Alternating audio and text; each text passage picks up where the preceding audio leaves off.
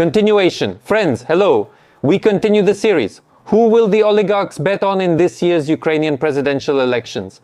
Today we'll talk about Sergei Levochkin. So, who is he absolutely always rumored to be connected with? That's Alexei Arestovich. In other words, Levochkin will be betting on Arestovich. Who is Levochkin and who is he connected with? The Serkis brothers, Firtash, these are the ones he's definitely connected with, especially regarding the Serkis brothers. Igor Mikhailovich is more interested in soccer and leisure than politics, that's for sure. Igor Mikhailovich is active in politics. He's actually involved in these games and intrigues. I want to say that knowing a bit about these people, for them, Arestovich can only be a joke, just for fun. No ideology is needed. They just want protection, business preferences, and nothing else. Arestovich is just for entertainment on a yacht, and I have nothing new to say about him. Recently, I also started recording videos analyzing his published action plan, what he called the first 10 decrees as president of Ukraine.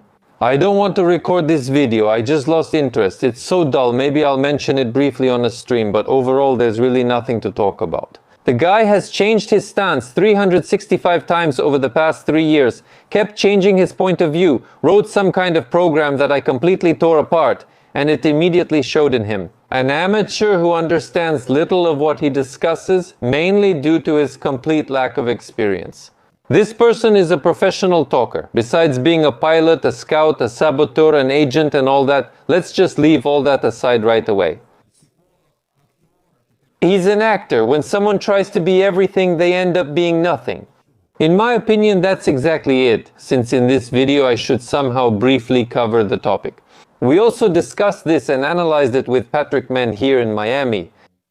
He proposes state capitalism. He also calls himself a centrist. So what is state capitalism? Leave all strategic sectors to the state and let the private market handle everything else. That's fascism. That's what Putin built in Russia, taking all the natural resources for himself and doing exactly that.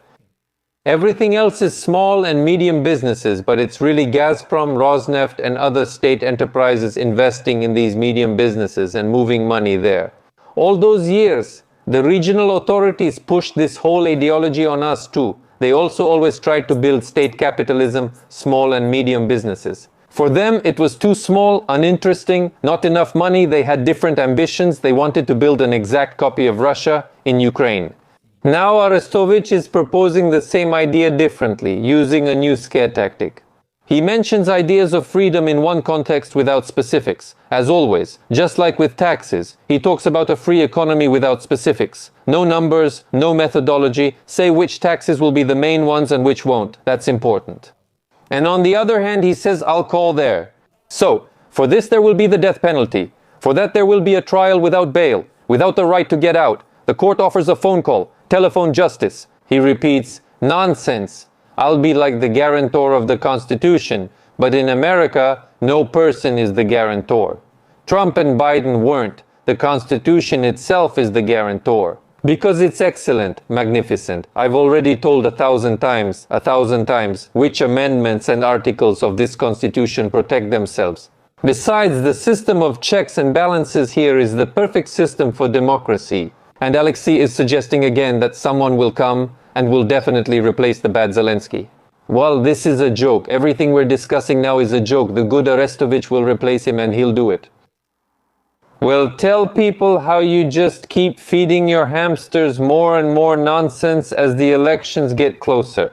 But when the conversation with Patrick B. David turned serious, Arestovich quickly lost his composure and faltered. Yes, I have to say that Arestovich is supported not only by Levochkin but also by some, well, enemies. Maybe that's too strong a word. Zelensky's opponents in Vienna include various people. But really he will run, I'm convinced of that. I don't want to take it seriously myself, I won't. But since people are discussing it, I have to share my point of view with you. But the second candidate, according to rumors, really surprised me. It's Budanov, the current head of the main Directorate of Intelligence. I don't know, except for rumors about his connections with Levochkin, because Levochkin is a person who, in principle, has always been indirectly connected with Russia. I only have some guesses, which I wouldn't want to voice on air right now because this information hasn't been confirmed. Because right now Budanov is valuable to us because he is an opponent of Yermak. I'll just say, in general, the thing I've already mentioned more than once before. If you think about it without focusing on the last name, today it's Chervinsky, here it's Budanov, tomorrow it'll be someone else. Before it was Smeshko. If you even let yourself think about a president or a prime minister or an intelligence officer, you're a person without brains. Because after what Putin did in Russia, when they put a KGB guy in power, when the oligarchs made that mistake, when the CIA made that mistake, no one took it seriously. Today, this person keeps the world in fear, not due to the economy, which is average or below by European standards, but solely because of 6,000 nuclear warheads. All his methods, all his actions come from the KGB school. All our intelligence officers in one way or another are echoes of the KGB school. Under no circumstances can this be allowed. It would be a catastrophe. We haven't even recovered from Zelensky's catastrophe, from this war, and already some people, thank God a small percentage, want a new catastrophe. Also note that since this video covers those supported by Levochkin, the arrested individuals are also connected to this intelligence school. You see how things are going here and state capitalism just like in Russia. These thoughts give me a very unpleasant feeling. His friendship with Gakilashvili and the whole story, including Zelensky's secretary, have already been discussed many times. I really don't like this whole chain of events, but first of all, putting aside the name Budanov, a special services officer as president. That's the end of Ukraine, and yes, I think it's the same for any country. Never do this under any circumstances.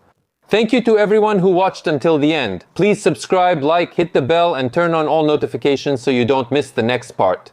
In the next episode, we'll talk, I believe, about the most influential oligarch right now and the greatest evil in Ukraine, if we're talking about oligarchs. Victory Pinchuki. See you?